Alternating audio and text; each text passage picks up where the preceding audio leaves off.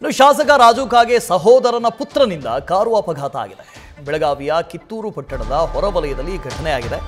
ಬೆಳಗಾವಿ ಕಿತ್ತೂರಿಗೆ ಬೈಕ್ನಲ್ಲಿ ಹೊರಟಿದ್ದ ಬಸವರಾಜ್ ಸ್ನೇಹಿತರು ಶ್ರೀಪ್ರಸಾದ್ ಸಿದ್ದನಗೌಡ ಕಾಗೆ ಪ್ರಯಾಣಿಸ್ತಾ ಇದ್ದಂಥ ಕಾರು ಬೈಕ್ಗೆ ಡಿಕ್ಕಿ ಹೊಡೆದಿದೆ.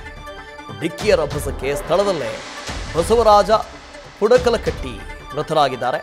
ಘಟನಾ ಸ್ಥಳಕ್ಕೆ ಕಿತ್ತೂರು ಪೊಲೀಸರು ಕೂಡ ಭೇಟಿ ಕೊಟ್ಟು ಪರಿಶೀಲನೆ ಮಾಡಿದ್ದಾರೆ. ಇಲ್ಲಿ ಶಾಸಕ ರಾಜು ಕಾಗೆ ಅವರ ಸಹೋದರನ ಪುತ್ರ ಕಾರು ಅಪಘಾತ ಮಾಡಿರೋದು ಅಲ್ಲಿ ನೀವು ಗಮನಿಸ್ತಾ ಇದ್ದೀರಿ. ಒಂದು ಬೈಕು, ಇನ್ನೊಂದು ಕಾರು ನೇರ ಅಪಘಾತ ಆಗಿದೆ. ರಾಜು ಕಾಗೆ ಅವರ ಸಹೋದರನ ಪುತ್ರ ಈ ಕಾರಿನಲ್ಲಿ ತೆರಳುತ್ತಾ ಇದ್ರು.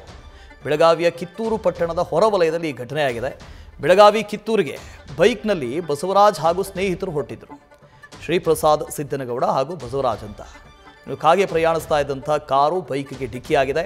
ಡಿಕ್ಕಿಯ ರಭಸಕ್ಕೆ ಸ್ಥಳದಲ್ಲೇ ಬಸವರಾಜ ಪುಡಕಲಕಟ್ಟಿ ಮೃತಪಟ್ಟಿದ್ದಾರೆ. ಇನ್ನು ಘಟನಾ ಸ್ಥಳಕ್ಕೆ ಕಿತ್ತೂರು ಠಾಣೆ ಪೊಲೀಸರು ಭೇಟಿ ಕೊಟ್ಟಿದ್ದಾರೆ, ಪರಿಶೀಲನೆ ಮಾಡಿದ್ದಾರೆ. ಹೇಗಾಯಿತು ಈ ಅಪಘಾತ ಅನ್ನೋದ್ರ ಬಗ್ಗೆ ಪರಿಶೀಲನೆ ಆಗ್ತಾ ಇದೆ.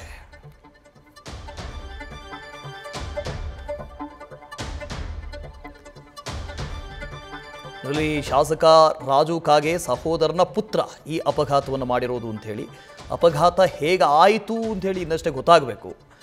ಅತಿಯಾದ ವೇಗದಲ್ಲಿದ್ದರೋ ಅಥವಾ ಚಾಲಕನ ಅಜಾಗರೂಕತೆಯಿಂದ ಹೀಗಾಯಿತೋ, ಯಾರು ಡ್ರೈವ್ ಮಾಡ್ತಾ ಇದ್ರು, ಶ್ರೀಕಾಂತ್ ಕಬಕಟ್ಟಿ ಇದ್ರ ಬಗ್ಗೆ ಚೆನ್ನ ಡೀಟೇಲ್ಸನ್ನು ಕೊಡ್ತಾ ಹೋಗ್ತಾರೆ. ಶ್ರೀಕಾಂತ್, ಈ ಅಪಘಾತ ಆಗಿದ್ದು ಹೇಗೆ? ಡ್ರೈವ್ ಮಾಡ್ತಾ ಇದ್ದವ್ರು ಯಾರು?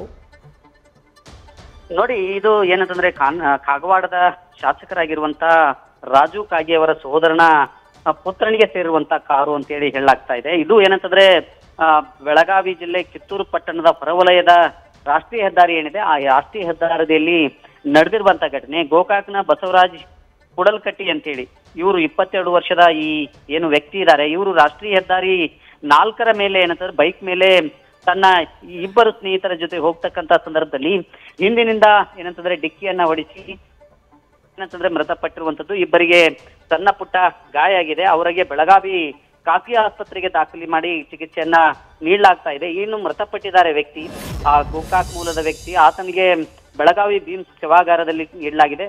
ಈಗ ಏನಂತಂದ್ರೆ ಈ ಕುರಿತಂತೆ ಏನು ಕಿತ್ತೂರು ಠಾಣೆಯಲ್ಲಿ ಪ್ರಕರಣವು ಸಹ ದಾಖಲಾಗಿರುವಂತದ್ದು. ಜೊತೆಗೆ ರಾಜು ಕಾಗೆಯವರ ಸಹೋದರರಾಗಿರುವಂತ ಸಹೋದರನ ಪುತ್ರ ಶ್ರೀಪಾದ್ ಸಿದ್ದನಗೌಡ ಕಾಗೆ ಅವರು ಈ ಕಾರಿನಲ್ಲಿ ಪ್ರಯಾಣಿಸ್ತಾ ಇದ್ರು ಅಂತ ಹೇಳಿ ಈಗ ಗೊತ್ತಾಗಿರುವಂತದ್ದು. ಒಟ್ಟಾರೆ ಈ ಕುರಿತಂತೆ ಏನು ಕಿತ್ತೂರು ಠಾಣೆ ಪೊಲೀಸರು ಏನಿದ್ದಾರೆ ಅವರು ಸಮಗ್ರವಾದಂತ ತನಿಖೆಯನ್ನ ನಡೆಸ್ತಾ ಇರುವಂತದ್ದು. ಜೊತೆಗೆ ಈಗ ಕಾರನ್ನು ಸಹ ವಶಕ್ಕೆ ಪಡೆದುಕೊಳ್ಳಲಾಗಿದೆ.